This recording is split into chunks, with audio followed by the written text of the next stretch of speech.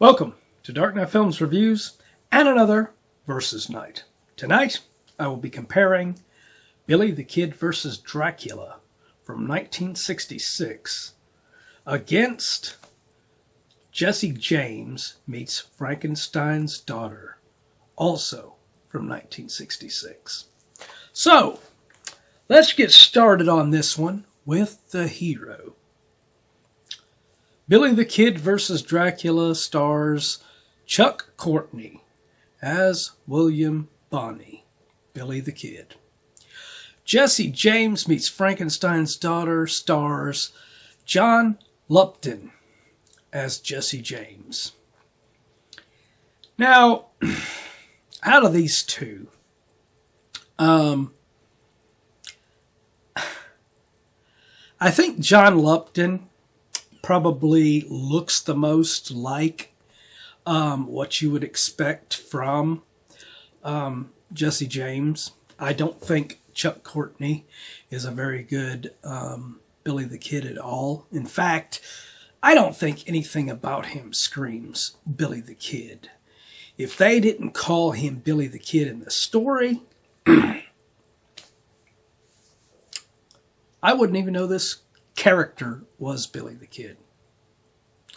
So, his acting is subpar and is horrible as the character to begin with.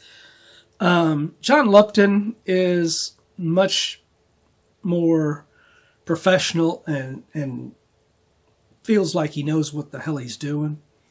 Although, they also have Jim Davis in this movie playing the Marshal. And to me, I think Jim Davis would have been a much better choice to play Jesse James in this film. But they didn't do it. So, this is an easy one for me. I'm going to give this one to Jesse James meets Frankenstein's Daughter. Alright, so let's move on to villain. So, Billy the Kid vs. Dracula stars John Carradine as Count Dracula. Meanwhile, Jesse James meets Frankenstein's Daughter features Narda Unks as Dr. Maria Frankenstein. John Carradine, I've always thought, makes a very good Count Dracula. And in this film, he actually gets to play Count Dracula throughout the whole film. In the Universal days, he never got that chance. They always killed him off in like the first 30 minutes of the film. So even in the one that was called House of Dracula, he is offed in the first 30 minutes. So this was refreshing in a way, even though he's much older in this film. But I think he still brings that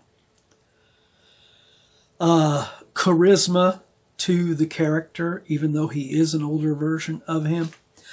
And yes, it is very corny as a film.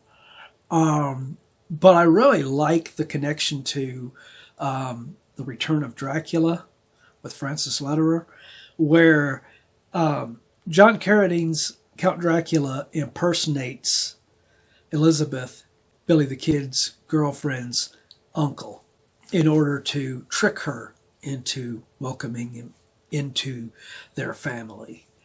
That was a really nice throwback to that Return of Dracula film, which I've always liked. So, Narda Unks she's just there as Dr. Maria Frankenstein. And by the way, she's not even though the title says Jesse James meets Frankenstein's Daughter, she's Frankenstein's granddaughter, not his daughter. I guess that wouldn't have been a very good title. It's already a long title. I think it would have been a longer title if they would have made it Jesse James meets Frankenstein's granddaughter. So, but she is just really bland in here as the character. She doesn't really do much that makes her interesting as a villain. She's one note. So I'm going to give this one to Billy the Kid versus Dracula. All right, so let's move on to the love interest. Billy the Kid versus Dracula features Melinda Plowman as Elizabeth Betty Bentley. Jesse James Meets Frankenstein's Daughter features Estelita Rodriguez as Juanita Lopez. Now, I enjoyed both of these love interests in both of these films. They both do pretty good in their roles. However, Melinda Plowman is working with a stiff board as far as her love interest with Billy the Kid. As I said, he is wooden as hell as a character in this. So the poor woman doesn't have much to work with. Whereas Estelita Rodriguez ends up being thrown into this relationship with Jesse James. What happened to Jesse James's wife? Did he just fake his death and just run off and just go ahead and want to be with this girl, Juanita, all of a sudden? You know, I mean, it's... And then they try to do a love triangle with her, with his friend Hank in there that becomes kind of the Frankenstein monster in the movie. I didn't like what they did with Juanita. I think Juanita could have been an interesting character in here had they did similar to what they did with Melinda Plowman, because Melinda Plowman becomes more interesting when she is prey of Count Dracula, in which he goes after her trying to make her his vampire bride. Whereas Estelita doesn't get anything like that. You have Maria Frankenstein bringing her to the castle, and you would be thinking that, well, she's got ways of manipulating her. She might inject her with a drug or something and make her, do something to manipulate Jesse, or something, And instead, they go into that love triangle crap instead. And it just wasn't interesting to me in there. So I'm going to give this one to Billy the Kid versus Dracula as well. All right, so let's move on to story and direction. Now, both of these films were directed by the same director, William Bodine.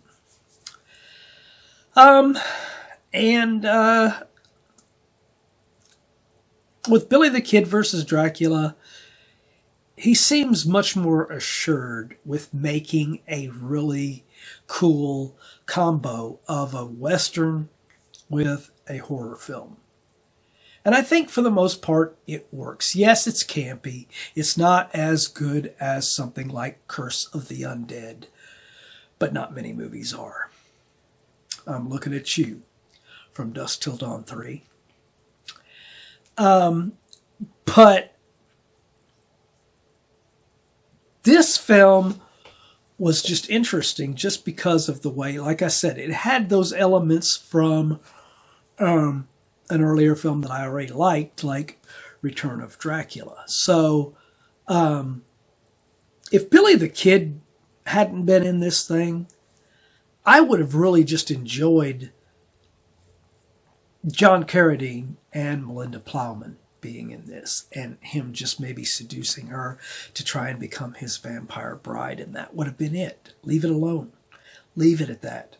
But they couldn't do that. They had to have Chuck Courtney's wooden-ass Billy the Kid in here, and he ends up, by the end of the film, one of the goofiest, moments I've ever seen in a horror film ever.